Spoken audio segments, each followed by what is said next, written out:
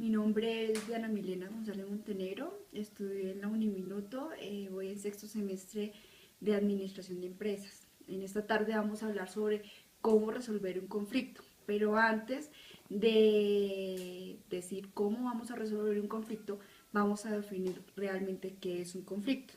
Un conflicto pues es una situación donde hay dos personas o una organización en donde donde no están de acuerdo en un punto de vista o de una acción.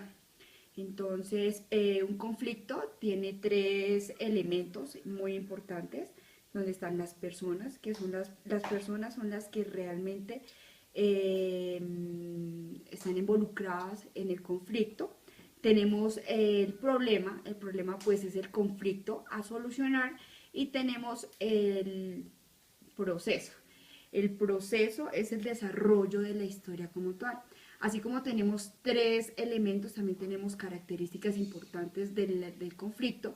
En ella tenemos la historia, pues que son tiempos pasados o el tiempo presente. Tenemos la expresión social, que eso es inherente a la condición social. Entonces aquí cuando hablamos de una condición social en temas de conflictos es que sea estrato 1 o estrato 2 o estrato 4, en cualquier etapa de la sociedad puede existir algún tipo de conflicto. Ya cuando hablamos de esto y ya cuando sabemos qué es un conflicto, las características y los elementos de un conflicto, vamos a decir cómo se resuelve y qué es resolver un conflicto. Entonces, resolver es un conflicto es como las formas tradicionales y no tradicionales de conllevar a dar una solución a un problema. Entonces, hay varios tipos de conflictos. Tenemos, por ejemplo, conciliación, interviene una tercera persona en el conflicto. Esta permite dar fe a los arreglos y los compromisos a los que haya llegado las personas involucradas. Esta se indica que es un mecanismo muy útil a la rama judicial. Tenemos la siguiente, que es la mediación. Existe la participación de un externo, no tiene ningún costo y esta se desarrolla en tres fases. La primera fase, que es la fase de preparación, es donde hay un plan de sesión. La segunda fase es la sesión, que es donde se indica, se lleva a las dos partes para dar solución, en donde se indica qué se debe de hacer, y pues la última parte es como la conclusión y la evaluación.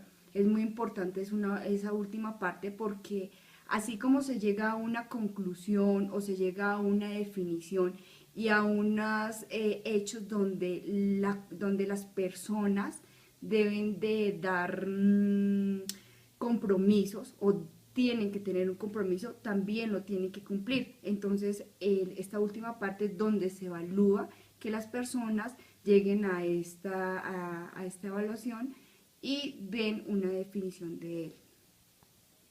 Por último, tenemos el arbitraje. Está reglamentado y rige a personas, a grupos y a organizaciones. Este conflicto se considera que es irreconciliable, entonces ahí es donde entra una tercera parte, que es un tribunal, o sea, las leyes, a dar una conciliación en donde alguna de las dos partes no tiene algún beneficio y la otra pues es la que lleva a perder.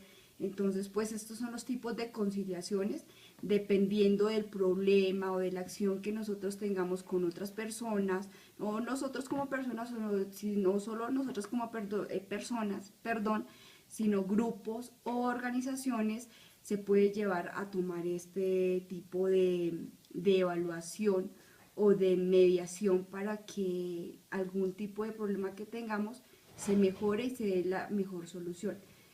Agradezco por la atención y espero que este corte resumen haya sido de su agrado.